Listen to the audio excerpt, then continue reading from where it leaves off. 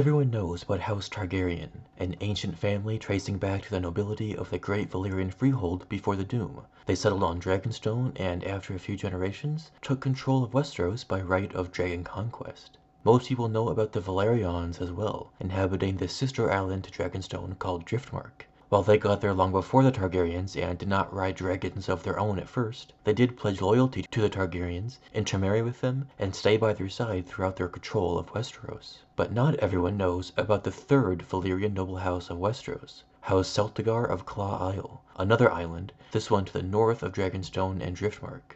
Well, I might have lied when I called them a Valyrian noble house. Back home before the Doom, the Celtigars were hardly better stationed than peasants, and were certainly not one of the great families of the Valyrian freehold. Neither were the Targaryens, mind you, but once the rest of Valyria was destroyed, Targaryens chose to keep their bloodline as pure as possible by marrying and procreating with only other Targaryens, or in some cases Velaryons, who still possessed the white hair and purple eyes that justified the Valyrian god among men status. Though they are sworn to Dragonstone, the Celtigars, being neither rich nor powerful, likely did not practice the incest. They are quite looked down upon, not just by the Targaryens, but even the inhabitants of Cracklaw Point, who, after bending the knee to Visenya the Conqueror, were no longer beholden to Celtigar rule. While in recent history they are remarked to have somewhat significant wealth and treasures accrued from their worldly travels, they must not have always been that way. A Targaryen has never once wed a Celtigar, but the Celtigars have been with the Targaryens every step of the way. Lord Crispian Celtigar served as the very first master of coin to Aegon the Conqueror, advising the new king on taxation, debts, incomes, and all of that counting coppers. Counting coppers, he calls it. Lord Alton Celtigar served as Hand of the King, a very honorable position to Aegon the Conqueror as well for some time.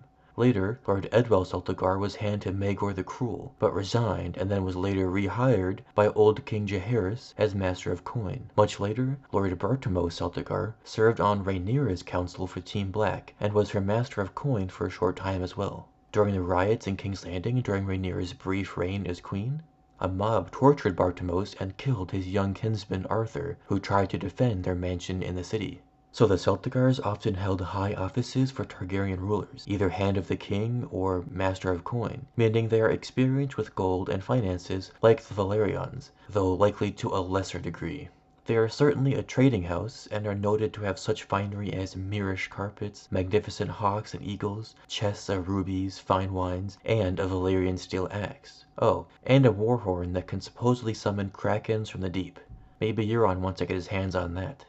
House Celtigar is never mentioned in Game of Thrones, and are hardly mentioned in the A Song of Ice and Fire book series. During Book 2, A Clash of Kings, King Stannis Baratheon begins his War of the Five Kings. Lord Adrian Celtigar answers his Lord of Dragonstone summons, and fights with him until his capture on the Blackwater. He then decides to bend the knee to Joffrey Baratheon, and even accuses Tyrion of making threats to King Joffrey during Tyrion's famous trial. The only other bit of lore from the books is that Axel Florent, Stannis' hand, suggests the rightful king sack Claw Isle in retribution for Celtigar's capture and pledge of fealty to Joffrey. Stannis considers it and sees Claw Isle as pretty much worthless, but Davos convinces him not to sack it, and the Manus then names Davos Hand of the King. So the Celtigars are a minor, rich house on an island famous for its crabs and little else. They claim lineage to the great Valyrian freehold, but you wouldn't know it by looking at them or their status. The Targaryen kings of Westeros never married a Celtigar, or set one of their children up with one. And can you blame them? I wouldn't let my heir marry someone with a crab on their house's banner. Despite all this, I don't think we've seen the last of them in this story. Remember that magic horn I said they might have? It's been mentioned in A Song of Ice and Fire twice now, both times in Book 3. Axel Florent tells his King Stannis all the treasures that those Celtigar hoarders may keep there. Claw Isle was but lightly garrisoned, its castle reputedly stuffed with Mirish carpets, Valentine glass, gold and silver plate, jeweled cups, magnificent hawks, an axe of Valyrian steel, a horn that could summon monsters from the deep, chests of rubies, and more wines than a man could drink in 100 years. A horn that could summon monsters from the deep, you say? Later on, Salladhor Saan is angry at his friend Davos for not letting the pirate get his hands on those Celtigar treasures. When I die impoverished, my wives and concubines will curse you, Onion Lord. Lord Celtigar had many fine wines that now I am not tasting, a sea eagle he had trained to fly from the wrist, and a magic horn to summon krakens from the deep. A magic horn to summon krakens from the deep, you say. Krakens? Well, whether it summons krakens, monsters, or crabs, this Celtigar horn will certainly be of interest to our favorite apocalyptic nightmare king, Euron Crowseye. Euron very clearly has some magical ritual planned for Old Town and the Black Stone of the High Tower. Maybe he'll get his paws on Sam Tarly's Horn of Winter that he's keeping safe in the Citadel. And maybe Euron will get his hands on this Celtigar horn as well. Probably not, but it was specifically mentioned twice by George in the book before Euron shows up, so I hope so. If Euron can summon krakens, the sigil of his house, from the depths of the drowned gods' halls to terrorize Westeros, that is something I'd like to see Aegon or Dany try to deal with.